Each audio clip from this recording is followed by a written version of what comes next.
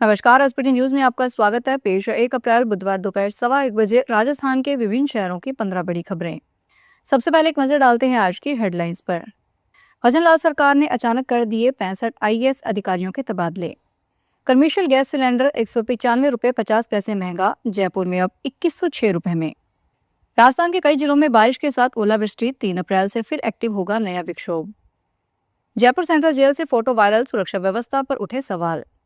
30 अप्रैल तक नहीं आया आरजीएचएस का 50% भुगतान तो बड़ा कदम उठाएंगे निजी अस्पताल। और अब खबरें विस्तार से सुनिए। भजन लाल सरकार ने देर रात प्रदेश के नौकरशाही को लेकर बड़ा कदम उठाया है। प्रदेश सरकार ने अचानक नौकरशाही में बड़े बदलाव किए हैं। इसके तहत 65 आईएएस अधिकारियों के तबादले सरकार ने कर दिए हैं। सरकार ने राजधानी जयपुर में भी कलेक्टर बदल दिया है। जितेंद्र कुमार सोनी के स्थान पर संदेश नायक को जयपुर का नया कलेक्टर बनाया गया है।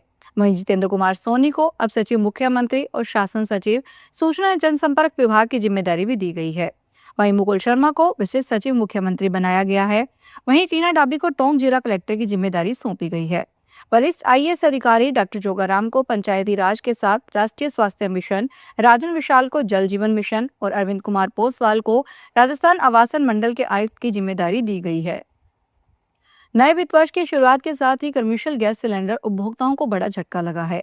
सरकारी पेट्रोलियम कंपनियों ने कमर्शियल गैस सिलेंडर के दाम में 195 रुपये 50 पैसे की बड़ी बढ़ोतरी की है। नई दरें आज से लागू हो गई है। राजधानी जयपुर में अब कमर्शियल गैस सिलेंडर 2106 रुपये में मिलेगा। इसका होटल, रेस्टोरेंट और कारोबारियों पर सीधा असर पड़ेगा। हालांकि घरेलू गैस सिलेंडर के दाम में कोई बदलाव नहीं किया गया है। इससे पहले 7 मार्च को घरेलू और कमर्शियल गैस सिलेंडर दामों में तेजी से बढ़ोतरी हुई है। मार्च में घरेलू गैस सिलेंडर 60 रुपए और कमर्शियल गैस सिलेंडर 114 रुपये 50 पैसे महंगा हुआ था। बता दें कि इसमें यह दूसरी बार है कि जब कमर्शियल एलपीजी सिलेंडरों के दामों में जबरदस्त बढ़ोतरी देखने को मिली है। राजस्थान में पश्चिमी विक्षोभ का असर जारी है। प्रदेश के कई इलाकों में बारिश के साथ ओलावृष्टि हुई। बदलते मौसम के कारण लोगों को गर्मी से राहत तो मिली है, लेकिन किसानों की फसलों को नुकसान हुआ है। 1 अप्रैल को उदयपुर, कोटा संभाग में छुटपुट स्थानों पर हल्की बारिश होने और शेष भागों में मौसम मुख्यतः शुष्क रहने की संभावना है। इसके साथ ही अप्रैल के प्रथम सप्ताह में बैक टू बैक पश्चिमी विक्षोभ राज्य के ऊपर सक्रिय होने की संभावना है। मौसम विभाग की माने तो अगला मजबूत पश्चिमी विक्षोभ 3 से 4 अप्रैल को राज्य के कुछ भागों में सक्रिय होने की प्रबल संभावना है।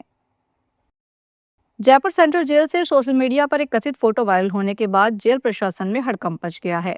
दावा किया जा रहा है कि यह तस्वीर सेंट्रल जेल के अंदर की है, जिसमें जेल की सुरक्षा व्यवस्था पर गंभीर सवाल खड़े हो गए हैं।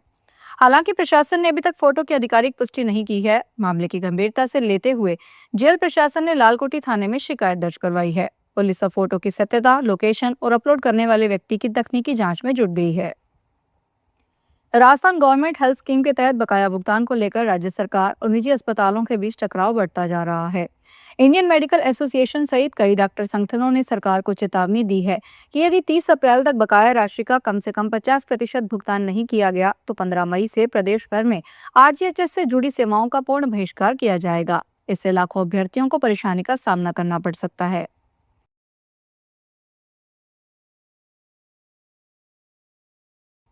राजस्थान हाईकोर्ट की जोधपुर मुख्यपीठ ने एक अहम और रिपोर्टेबल फैसले में पत्नी की हत्या के मामले में ट्रायल कोर्ट के आदेश में महत्वपूर्ण संशोधन किया है।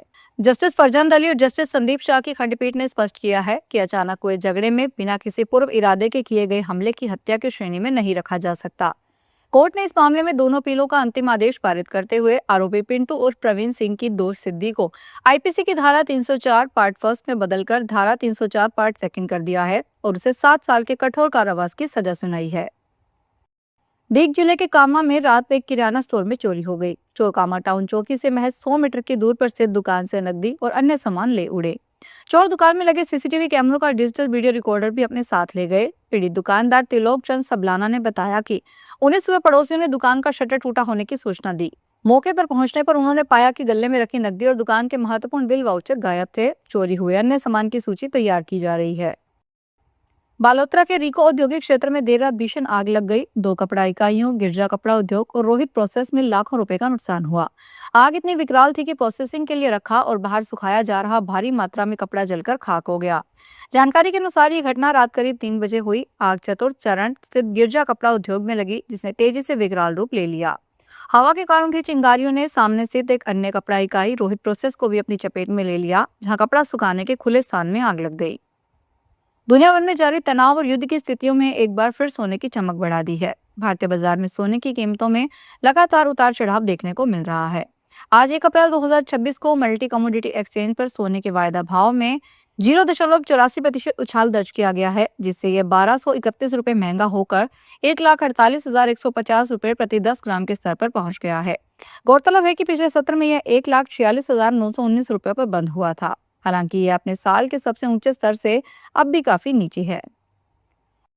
उत्तर भारत में खराब मौसम का असर हवाई सेवाओं पर साफ दिखाई दे रहा है। इंडिगो एयरलाइंस की जयपुर से चंडीगढ़ जा रही फ्लाइट निर्धारित समय पर डेस्टिनेशन तक नहीं पहुंच सकी और करीब 3 घंटे हवा में चक्कर लगाने के बाद वापस फ्लाइट को जयपुर लौटना पड़ा। वहीं दिल्ली में भी खराब मौसम के चलते एयर ट्रैफिक प्रभावित रहा। राजधानी के एयरपोर्ट पर कई फ्लाइट्स की लैंडिंग नहीं हो पाई, जिसके चलते कुछ फ्लाइट्स को होल्ड पर रखा गया, जबकि कई को अन्य शहरों की ओर डाइवर्ट करना पड़ा।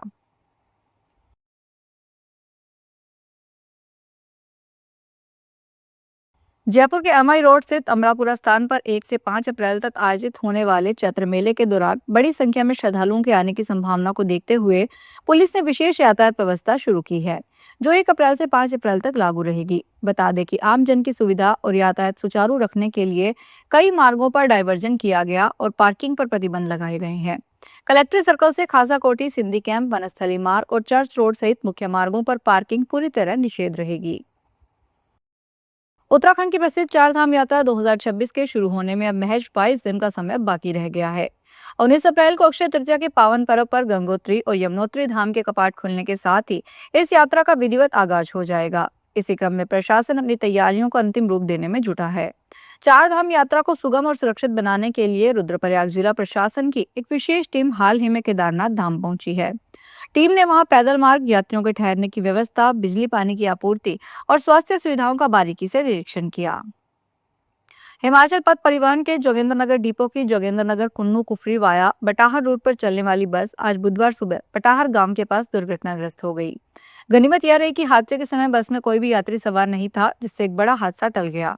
प्राप्त जानकारी के अनुसार प्रातः करीब 6:20 पर बस बटाहर स्टॉपेज से खड़ी थी। चालक जब बस को स्टार्ट करने लगा तो बस स्टार्ट नहीं हुई।